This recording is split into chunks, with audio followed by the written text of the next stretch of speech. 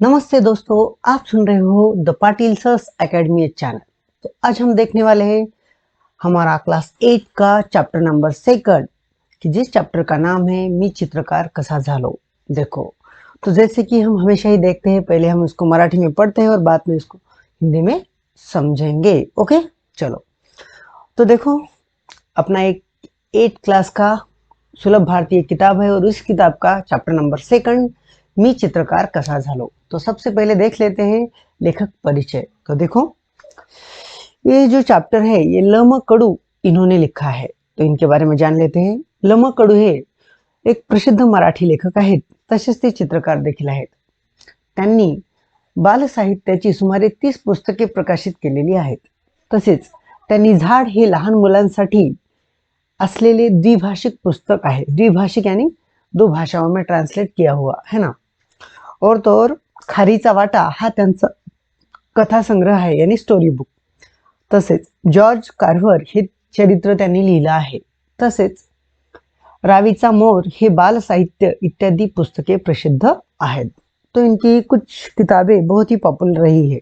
आगे देखो, त्यांना 2017 साली खारीचा वाटा या पुस्तकासाठी साहित्य अकादमीसाठी बाल साहित्य पुरस्कार मिळालेला आहे। तसेच 2014 साली महाराष्ट्र शासनातर्फे उत्कृष्ट वाङ्मय निर्मितीचा साने गुरुजी पुरस्कार देखील मिळालेला आहे। देखो, तो ऐसे बहुत सारे प्राइज इनको मिले हैं। आगे देखो, सेगाव अहमदनगर येथे जानेवारी 2018 मध्ये झालेल्या बालकुमार साहित्य सम्मेलनाचे ते अध्यक्ष होते। देखो, तो इस तरह से हम इनका परिचय देख लेते हैं। आगे देखो, अब इस चैप्टर में क्या बताया गया है, यहाँ पर संक्षेप में बताया है। देखो, निसर्गाच्या सानिध्यात आपल्याला आपल्यातील उपजत कला शोधण्याचे अनेक मार्ग सापडतात, हे लेखकाने स्व अनुभवातून या पाठात सांगितलेले आहे। देखो, यहाँ पर क्या बताया गया है इस चैप्टर में कि जब भी हम नेचर के साथ होते हैं तो हमारे अंदर की जो भी कला है वो बाहर आने लगती है।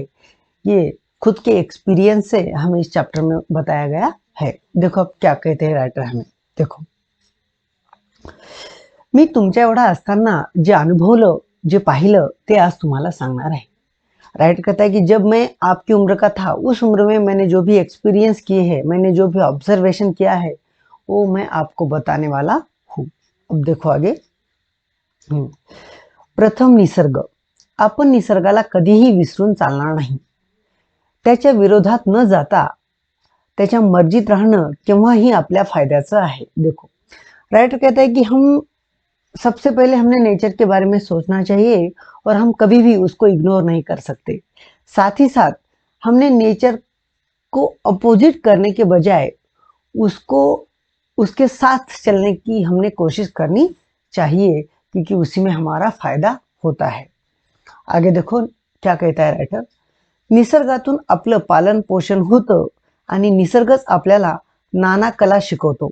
निसर्ग धुंडाळत राहा, तुम्हाला सर्जनाच्या वाटा अपसुक सापड़तील। देखो, राइटर क्या कहता है कि ये जो नेचर है यही हमारा पालन पोषण करता है, और साथ ही साथ ये नेचर ही है कि जिसके साथ जो हमें बहुत सारी कलाएं, बहुत सारे आर्ट्स हमें ये सिखाता है। राइटर कहता है कि आप नेचर का ऑब्जर्वेशन करना सीखो, आपने आप ही आप में खुद ब खुद क्रिएटिविटी डेवलप हो जाएगी। देखो, सर्जनाच्या वाटा यानी क्रिएटिविटी है ना, नाना कला यानी बहुत सारे आर्ट है ना। आगे देखो, आता तुम्हाला माझीच गोष्ट सांगतो। माझं प्राथमिक शिक्षण एका लहानशा खेड्यामध्ये झालं। राइटर कहते हैं कि अब चलो मैं आपको मेरी ही खुद की स्टोरी बताता हूँ। मेरे बचपन की पढ़ाई एक बहुत ही छोटे से गांव में हुई है। माझं खेडं अतिशय निसर्गरम्य आणि सुसंस्कृत होतं। घनदाट जंगल, दुथडी भरून वाहणारी नदी, निळे डोंगर, हिरवी रानं, अवघा आनंदी आनंद। देखो, राइटर कहता है कि मेरा जो बचपन है एक छोटे से गांव में गया और वहाँ का जो इन्वायरमेंट था वो बहुत ही मतलब अच्छा था, है ना। फॉरेस्ट मतलब नीले नीले मतलब अंबर, सब कुछ मतलब बहुत ही खूबसूरत सा नजारा हमारे गांव में था। आगे देखो, अशा वातावरणात माणसातली सर्जनशीलता उफाळून आली नाही तरच नवल। देखो राइटर कहता है कि तो इन्वायरमेंट बहुत ही खूबसूरत होने की वजह से ऐसे इन्वायरमेंट में अगर आपकी जो क्रिएटिविटी है उसका डेव्हलपमेंट होना तो लाजमी है ही. आगे रायटर कहता है, माझा एक मित्र होता. आम्हाला खूप वाटायचं की आपण चित्र काढावीत, पण करणार काय? आमच्याकडे कसलीच साधनं नव्हती. पेन्सिल, रंग, ब्रश हे तर सोडाच, साधा कागदही नव्हता. अभ्यासाची एकच वही, पाटीवर लिहिण्याची एक पेन्सिल. तिचे तुकडे झाले तरी सांभाळून वापरावी लागायची. दूसरी मिलने की शक्यता नहोती. देखो राइटर कहते हैं कि मेरा एक दोस्त था और हमें ऐसा बहुत लगता था कि चलो हमने पेंटिंग करनी चाहिए, लेकिन करेंगे क्या, क्योंकि हमारे पास तो कुछ भी नहीं था. ना पेंसिल थी, ना रंग था, ना ब्रश था, कुछ भी नहीं था. इतना ही नहीं, हमारे पास सीधा साधा सफेद कागज का टुकड़ा भी नहीं था. सिर्फ और सिर्फ स्टडी करने की एक नोटबुक हमारे पास रहती थी और एक पार्टी रहती थी और पेंसिल रहती थी. और उस पेंसिल के अगर टुकड़े हो गए तो उनको भी संभाल कर हमें रखना पड़ता था, क्योंकि दूसरी नहीं मिलती थी. चलो अब आगे देखते हैं. शिवाय सगळ्यात मोठी अडचण किंवा धाक असा होता की चित्र बित्र काढलेली ना मास्तरांना आवडायची ना घरातल्यांना. वात्रटपणा वाटायचा. देखो राइटर कहता है कि चलो तो कुछ भी तो हमारे पास तो ऐसा कुछ भी नहीं था कि जिससे हम हमारा जो आर्ट है उसको डेवलप कर सके. इतना ही नहीं, मतलब हमारे घर वाले भी किसी आर्ट को प्रेफर नहीं करते थे, क्योंकि वो पेंटिंग वगैरह निकालना इसको फालतू की चीजें बताया जाता था. इसलिए ना टीचर को अच्छा लगता था, ना घर वालों को ये आर्ट वगैरह अच्छा लगता था. आगे देखो. वैशाख महिन्यातलं ऊन करपवून टाकणारं असायचं. देखो वैशाख यानी इसको मराठी महीने रहते ना अपने इंडियन के, तो वैशाख महीना यानी जब धूप के दिन होते हैं उस वक्त ये महीना आता है. तो राइटर कहता है की वैशाख महिन्यातलं जे ऊन आहे ते करपवून टाकणारं असायचं. यानी वैशाख महीने में बहुत ही ज्यादा धूप गिरती थी. आगे देखो. आम्ही गावातली सगळी मुलं नदीच्या डोहात जाऊन पडायचो. अंगात गारवा भरला की पुन्हा काठावर येऊन बसायचं. काठालगत खूप खडक होते. राइटर कहता है कि तो फिर बहुत धूप की वजह से हम क्या करते थे कि मतलब नदी नदी के किनारे जाते थे और नदी में हम तैरते थे. और जब हमारा मन भर भर जाता था कि चलो अब बहुत बहुत होगा, स्विमिंग बहुत होगी, तो हम किनारे पर आते थे. और किनारे पर क्या थे, बहुत सारे मतलब पत्थर वगैरह थे. आगे देखो. पाण्याच्या पाण्याच्या प्रवाहामुळे गुळगुळीत सपाट झालेले लांब रुंद पसरलेले आम्हाला तिथंच आमचा कॅनव्हास सापडला. तो राइटर कहता है कि जो नदी का जो किनारा होता है उस नदी के किनारे मतलब बहुत अच्छे अच्छे पत्थर हमें दिखाई देते थे. और वो मतलब प्लेन होते थे, लंबे चौड़े होते थे, और वही हमारा कैनवास था. तो हमारा कैनवास हमें उन पत्थरों के रूप में मिल गया था. आगे देखो. या भल्या थोरल्या खडकावर मनसोक्त चित्र काढता येणार होती, पण कशानं काढणार. देखो राइटर कहते चलो अब हमारे कैनवास का प्रॉब्लम तो इन पत्थरों ने सॉल्व कर दिया, और हाँ हम जी भर के उस कैनवास के ऊपर पेंटिंग कर सकते थे, लेकिन पेंटिंग करेंगे किससे, है ना. तो आगे देखो क्या होता है. तोही मार्ग सापडला.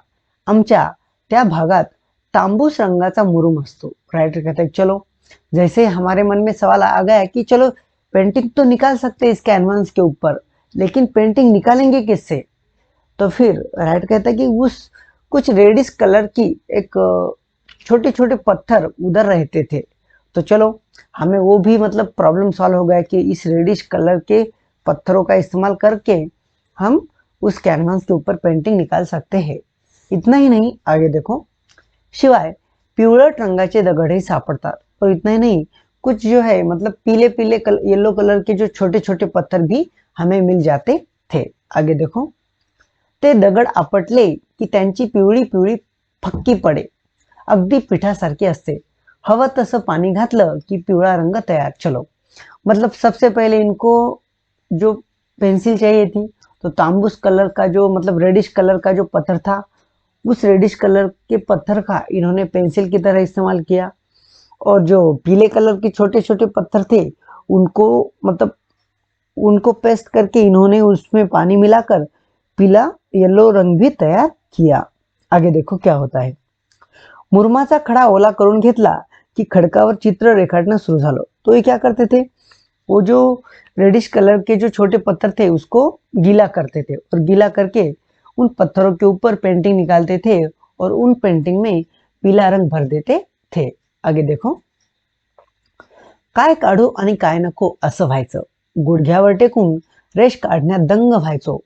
रेषा काढीत हात हातभर पुढं सरकल्यावर मागे वळून पाहावं तर रेषा वळून लाल जर्द झालेल्या असायच्या। देखो, राइटर कहता है कि चलो अब हमें तो कैनवास ही कैनवास मिल गया था, क्योंकि वो जो प्लेन पत्थर थे उनके ऊपर हम आसानी से बहुत सारी पेंटिंग निकालते थे और हमें पेंसिल नहीं थी तो हम वो रेडिश टाइप का जो पत्थर थे छोटे छोटे उसको गीला करके उसके ऊपर पेंटिंग निकालते थे। और जैसे ही वो जो गीली पेंटिंग एक बार मतलब सूख जाने के बाद रेड, बहुत ही रेड टाइप की दिखाई देती थी। और चलो, तो इस तरह से इनके सारे प्रॉब्लम सॉल्व हो जाते हैं।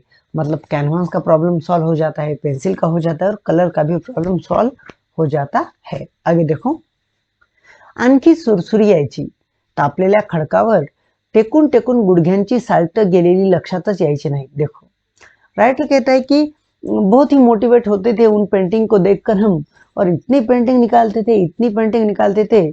और उस पेंटिंग निकालते वक्त हमारे जो मतलब ये है, मतलब कहीं कहीं की तो हमारी चमड़ी भी निकल जाती थी और पता भी नहीं चल जाता था कि हमने इतना कुछ गवाया है एक पेंटिंग निकालते वक्त। इतना हम उसमें मतलब उसमें एंगेज हो जाते थे पेंटिंग में। आगे देखो, पण उभ्या खडकावर चित्र काढणं सुरू असतानाच मग उभ्या खडकावर चित्र काटना शुरू झालं। देखो, पहले क्या करते थे, जो प्लेन पत्थर थे उनके ऊपर पेंटिंग निकालते थे। बाद में उन्होंने जो खड़े पत्थर रहते खड़े, उनके ऊपर पेंटिंग निकालना शुरू किया। देखो, काही दिवसांनी वाटायला लागलं की यात लाल रंग भरावेत, पण ते कुठून आणणार। देखो, मतलब इनके पास रेडिश कलर के पत्थर थे, इनके पास येलो कलर भी था, लेकिन कुछ दिनों के बाद इनको लगा कि अगर क्यों ना हम इस पेंटिंग में रेड कलर को भर दे, लेकिन रेड कलर लाएंगे कहाँ से, है ना। तब आगे देखो इसका सोल्यूशन वो कैसे निकालते हैं। त्या दिवसात काटेसेवार फुलते, लाल भडक होते, तिच्या फुलातले पराग पाण्यात चुरगळले की जांभळा रंग मिळतो। देखो, राइटर कहता है कि काटेसेवार नाम का एक पेड़ रहता है, तो उसको फूल आते हैं, तो उस फूल के बीच में जो पराग रहते हैं उसको अगर हम मतलब बारीक कर दे उसको, तो उससे हमें ब्लूइश रंग मिल जाता है ना। आगे देखो, शेंद्री नावाच्या वनस्पतीतल्या बोंडातल्या बिया भगवा रंग देतात। राइट कहता है कि चलो हमें मतलब डार्क ब्लू भी कलर मिल गया, और शेंद्री नाम की भी एक वनस्पति रहती है और उससे हमने भगवा रंग जो है वो बनाया। आगे देखो, और ग्रीन कलर का ग्रीन कलर बनाने के लिए हमने पत्तों का इस्तेमाल किया, है ना। देखो, मतलब कितने कलर बनाए इन्होंने, रेडिश बनाया, येलो बनाया, डार्क ब्लू बनाया, ऑरेंज बनाया, और पत्तों से इन्होंने हरा कलर भी बना लिया। आगे देखो, चुन्याचा पांढरा, कुंकवाचा लाल आणि दगडाचा पिवळा होताच। जो चुनखड़ नाम का एक पत्थर रहता है उसका मतलब सफेद कलर रहता है, उसका तो मतलब इनको सफेद कलर मिल गया। जो कुंकू रहता है, कुंकू है ना, मतलब उसका इन्होंने लाल कलर बनाया, और पीला तो पत्थर का था ही था। चलो, मतलब इनका जो कलर का जो प्रॉब्लम था वो पूरी तरह से सॉल्व हो चुका था। आगे देखो, बांबूची कोवळी काडी घेऊन पुढचं टोक ठेचलं की त्याचा ब्रश व्हायचा। देखो, तो जो मतलब बांबू रहते हैं, बांबू का पेड़ रहता है, तो ब्रश के लिए क्या करते थे, उसकी एक छोटी सी ब्रांच तोड़कर उसको मतलब पत्थर से ये करते थे, तो उसका वो ब्रश बनाते थे। आगे देखो, तहानभूक हरपून आम्ही दगडावरची चित्र रंगवत बसायचो। नजर जाईल तिथपर्यंत चित्र। थोड्या दिवसांनी पाऊस यायचा, नदी वाहायला लागायची आणि आमची चित्र नदीच्या पोटात गडप व्हायची। देखो, मतलब राइटर कहता है कि क्या होता था कि मतलब हमें मतलब सब कुछ भूलकर हम वो पेंटिंग निकालते थे, और इतनी पेंटिंग की मानो जहां तक नजर जाए वहां तक हम पूरी की पूरी पेंटिंग निकालते थे। लेकिन थोड़े ही दिनों के बाद जब बारिश आती थी, और बारिश आने के बाद नदी को नदी में बाढ़ आती थी और बाढ़ आने के बाद हमारी वो जो पूरी पेंटिंग है वो पूरी की पूरी पेंटिंग मतलब बह जाती थी। चलो आगे देखो। मी जे काही व्यक्तिगत सांगतो आहे ते एक उदाहरण आहे। निसर्ग किती परिणय आपल्याला देत असतो ते लक्षात येईल। देखो, राइटर कहता है कि मैं आपको जो भी ये बता रहा हूँ एक एग्जाम्पल के तौर पर आप ले लो। निसर्ग किती परिणय आपल्याला देत असतो ते लक्षात येईल। मला इतकंच म्हणायचं आहे की साधनं नाहीत म्हणून अडून बसण्याचं कारण नाही। तुमच्या इच्छा तीव्र असतील तर साधनांशिवाय देखील साधना करता येते। देखो, राइटर कहता है कि मेरे बताने का मकसद इतना ही है कि नेचर हमें बहुत कुछ देता है। ये आपको तभी समझ में आएगा जब आप उसके साथ समय बिताओगे। राइटर कहता है कि मुझे सिर्फ इतना ही कहना है कि आप ऐसा मत कहो कि हमारे पास ये नहीं है, हमारे पास वो नहीं है, हमारे पास ये नहीं है। अगर आपकी इच्छा अगर है तो आप तो सब कुछ कर सकते हो जो आपको करना है ना। चलो आगे देखो। हा, आता हेच पहा, श्रावण सरता सरता पाऊस कमी व्हायचा पण नदी वाहतच असायची। आमचा कॅनव्हास म्हणजे खडक मोकळा व्हायला पार चैत्र महीना उजाड़ायचा। राइटर कहता है कि मान लिया कि समझो बारिश के दिन मतलब खत्म हो जाते थे, लेकिन बारिश के दिन खत्म होने के बाद भी जो नदी का पानी है वो मतलब बहता ही रहता था। तो हमारा जो कैनवास यानी जिस पत्थर के ऊपर हम पेंटिंग निकालते थे उसको वो पानी में ढका हुआ रहता था। तो उसको मतलब वो तो अब हमें अवेलेबल नहीं था।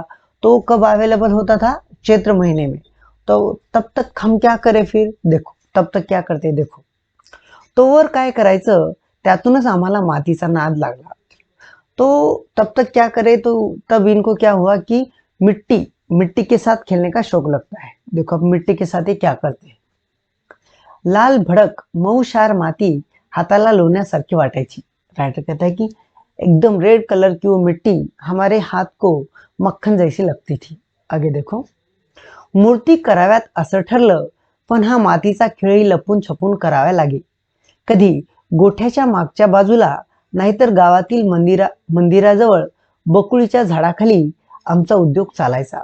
राइटर कहते हैं कि माना कि समझो अब इस मिट्टी की क्यों ना मूर्तियां बनाई जाए, लेकिन ये भी हमें छुप छुप कर करना पड़ता था क्योंकि कभी मतलब मंदिर के बाजू में एक बकुड़ी नाम का एक पेड़ था, उस पेड़ के नीचे हम ये सारे कारनामे करते थे। मूर्ती करून वाळत ठेवल्या की काही काळानंतर त्यांना तडे जाऊन त्या ढासळायच्या। राइटर कहता है कि मान लिया कि हम मतलब मूर्ति भी बनाते थे, लेकिन कुछ देर मतलब जब वो सूख जाती थी मूर्तियां तब वो मतलब फूट जाती थी, टूट जाती थी अपने आप ही। तो फिर ये देखकर मतलब हम बहुत ही डिमोटिवेट होते थे। हिरमोड व्हायचा, हिरमोड यानी डिमोटिवेट होना, है ना। चलो, तो राइटर कहता है कि ये देखकर हम बहुत ही डिमोटिवेट होते थे। त्यावर काहीतरी उपाय शोधायलाच हवा होता। विचार करता करता लक्षात आलं की गाईचं शेण ओलं असताना जसं असतं तसंच ते वाळल्यावर देखील राहतं, त्याला तडे जात नाहीत। चलो मतलब एक प्रॉब्लम था कि हम जो मूर्तियां बनाते थे वो अपने आप ही मतलब कोलैप्स हो जाती थी, न टूट जाती थी। तो हमने जब इसके बारे में सोचना शुरू किया कि तब हमने ऑब्जर्व किया कि गाय का जो गोबर होता है वो जैसे मतलब गीलेपन में होता है वैसा ही वो सूख जाने के बाद भी होता है। तो चलो, तो फिर क्या करते ये देखो, आम्ही शेण मातीत मळून घेतलं। आता मूर्ती थोड्या टिकायला लागल्या तरी जास्त दिवस झाल्यावर बारीक बारीक तडे जाऊन ढपल्या पडायच्या आणि पुन्हा विचार सुरू। देखो मतलब देखो पहले मिट्टी की जो मूर्तियां थी वो तो समझो 7-8 दिनों में मतलब कोलैप्स होती थी। तो इन्होंने क्या किया कि फिर उसमें है ना गाय का गोबर मिलाया। तो गाय के गोबर मिलाई हुई मिट्टी जो मूर्तियां थी वो कुछ दिनों तक बहुत अच्छी रहती थी, लेकिन कुछ दिनों के बाद वो भी मतलब टूट जाती थी। तो फिर भी अब फिर इन्होंने सोचना शुरू किया कि ऐसा क्या किया जाए कि जो मूर्तियां है वो ज्यादा से ज्यादा दिनों तक कुछ उसी तरह से रहे। देखो वो कहते हैं ना कि need is mother of invention. जब आप किसी चीज की जरूरत पड़ती है आपको तभी आप कुछ नया इन्वेंट करते हो। तो इनको हमेशा कुछ ना कुछ जरूरत पड़ती थी और कुछ ना कुछ ये नया खोज लेते थे। आगे देखो, आमच्या गावात आठवडी बाजार भरायचा। राइटर कहते हैं कि हर 8 दिन में हमारे गांव में मतलब एक मार्केट रहता था, है ना। हर शहर में वगैरे रहता है, वैसा ही इनके गाव में भी रहता था.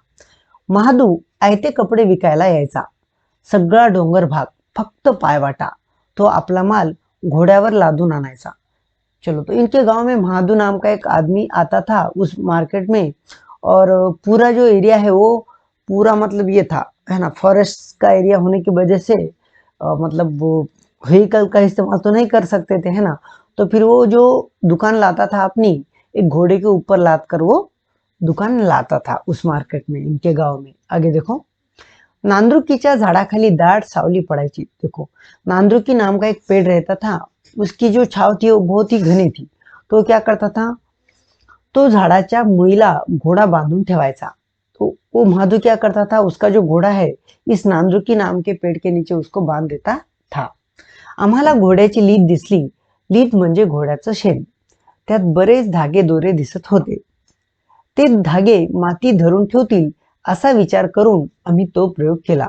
देखो, राइटर कहता है कि चलो, तो हमने क्या सोचा कि ये जो घोड़े का जो गोबर रहता है उसमें हमने कुछ ऐसा ऑब्जर्व किया कि अगर क्यों ना हम इसके गोबर का इस्तेमाल अपनी मूर्तियां बनाने के लिए करें, क्योंकि उस गोबर में हमें कुछ ऐसा दिखाई पड़ा कि जिसकी वजह से हमें लगा कि इसका इस्तेमाल हम हमारी मूर्तियों में कर सकते हैं. तो आगे देखो. आम्ही प्रयोग केला. आता आमच्या मूर्तींना बिलकुल तडे जात नव्हते. केवढा आनंद झाला मला शब्दात सांगता येणार नहीं. देखो, मतलब जब इन्होंने वो एक्सपेरिमेंट किया तो बहुत ही सक्सेसफुल हो गया. अब इनकी मूर्तियां ना टूट रही थी, मतलब वो जैसी की वैसे ही रहने लगी थी सूख जाने के बाद भी. तब ये देखकर उनको बहुत ही मतलब खुशी हुई, और इतनी खुशी हुई कि वो शब्दों में बयां नहीं कर सकते. आगे देखो. मी माध्यमिक शाळेत असताना आर्किमिडीज या शास्त्रज्ञाचा धडा वाचला. देखो, राइटर कहता है कि जब मैं मतलब हाई स्कूल में था तब मैंने आर्किमिडीज नाम के एक साइंटिस्ट का चैप्टर पढ़ा था. और आगे देखो. त्याला हवं ते तत्व शोधण्यासाठी तो साध्या वाटणाऱ्या गोष्टीतही ते शोधत राहायचा. ते सापडल्यावर तो न्हाणी घरातून युरेका युरेका करत धावत सुटला. तेव्हा माझ्या लक्षात आलं की आपल्यालाही तेवढाच आनंद झाला होता जेव्हा मूर्तींना तडे जाण्याचं थांबलं होतं. आपल्या पुरता का होईना, पण तो एक शोध होता. देखो, राइटर कहता है कि जब मैं हाई स्कूल में था तब मैंने आर्किमिडीज की एक स्टोरी सुनी थी. क्योंकि आर्किमिडीज जो था वो छोटी छोटी बातों में भी कुछ खोजने की कोशिश करता था, और जब उसको कुछ मिल जाता था वो बहुत ही खुश होता था. तो इसकी एक बहुत ही अच्छी स्टोरी है, यूरेका यूरेका. मतलब आपको साइंस में ये नाम आपने सुना होगा, आर्किमिडीज मतलब का एक लॉ है ना. तो एक बार क्या होता है कि आर्किमिडीज एक चीज खोजने की कोशिश करता है लेकिन वो उसको मिलती नहीं है ना. तब वो क्या करता है कि एक दिन नहाने को जाता है अपने टब में, और जैसे वो टब में जाता है तब टब में जाने के बाद उस टब का जो पानी है वो बाहर चला आता है, और वो ऑब्जर्व करता है कि जिसका जितना आर्किमिडीज का वजन था उतने ही वजन का पानी बाहर गिर जाता है. तो आर्किमिडीज को ये बहुत ही मतलब अच्छा लगता है कि अरे यार, ये कितना आसान है. मतलब अगर हमको किसी चीज का अगर वेट है ना कैलकुलेट करना है तो उस चीज को हम क्या करेंगे, पानी के अंदर डालेंगे, और जितना भी पानी वो उस चीज की वजह से बाहर आएगा, अगर हमने उस पानी का वेट किया तो उस चीज का वेट भी उतना ही होगा जितना कि बाहर आए हुए पानी का है. तो उसको ये चीज देखकर आर्किमिडीज को बहुत खुशी हुई. तो इतनी खुशी हुई कि वो मतलब बाथ टब से निकलकर रास्ते में आकर दौड़ने लगा, चिल्लाने लगा, और वो कहने लगा यूरेका यूरेका यूरेका, यानी मिल गया मिल गया मिल गया. तो ऐसा कर कर वो चिल्लाने लगा, और उसको इसका अंदाजा भी नहीं था कि उसने ठीक तरह से कपड़े भी नहीं पहने थे, और जैसा बाथ टब में गया था वैसा का वैसा ही बाहर आ गया था, और रास्ते पर आकर चिल्ला रहा था कि यूरेका यूरेका. यूरेका का मतलब होता है मिल गया, मुझे जिस चीज का मैं मतलब खोज कर रहा था वो चीज मुझे मिल गई है, ऐसा कहकर वो चिल्ला रहा था. तो कुछ ऐसी स्टोरी है, बहुत ही अच्छी है, आप कभी देख लेना, है ना. और ये सच में भी है ना, ये कोई इमेजिनरी स्टोरी नहीं है आर्किमिडीज की. चलो आगे देखो. तेव्हा माझ्या लक्षात आलं की हाँ, और राइटर कहता है कि चलो हमको भी जब ये मतलब घोड़े की लीद का हमने जब इस्तेमाल किया और हमारी मूर्तियां जब वैसी की वैसी रहने लगी, तो हमें भी कुछ उसी तरह का हॅपीनेस हुआ था जैसा आर्किमिडीज को हुआ था. आगे देखो. मुलांनो, मी तुम्हाला एवढं सांगेन की तुमच्या प्रत्येकात आर्किमिडीज दडलेला आहे. त्याला कायम जागता ठेवा. तुमचं आभाळ कायम आनंदानं भरलेलं राहील. देखो, राइटर कहता है कि हम हर एक में एक आर्किमिडीज छुपा रहता है और हमने अगर कोशिश की तो हम भी कुछ ना कुछ नया इन्वेंट कर सकते हैं. सिर्फ हमें उस तरह से सोचने की जरूरत होती है. तो देखो दोस्तों, तो इस तरह से हमने ये चैप्टर देखा. तो चैप्टर का नाम था मी चित्रकार कसा झालो. तो अगर आपको भी अगर कुछ बनना है तो आपके मन में भी कुछ इसी तरह की जिद होनी चाहिए. और अगर आपके मन में जिद है तो आप हर वो बन सकते हो जो आपको बनना है. चलो, अगर आपको हमारा प्रयास अच्छा लगा तो इसको अपने दोस्तों के साथ शेयर करना ना भूलिए. आप सुन रहे थे द पाटिल सर्स एकेडमी चैनल. थैंक यू दोस्तों. फिर मिलते हैं अगले चैप्टर में. तब तक के लिए धन्यवाद.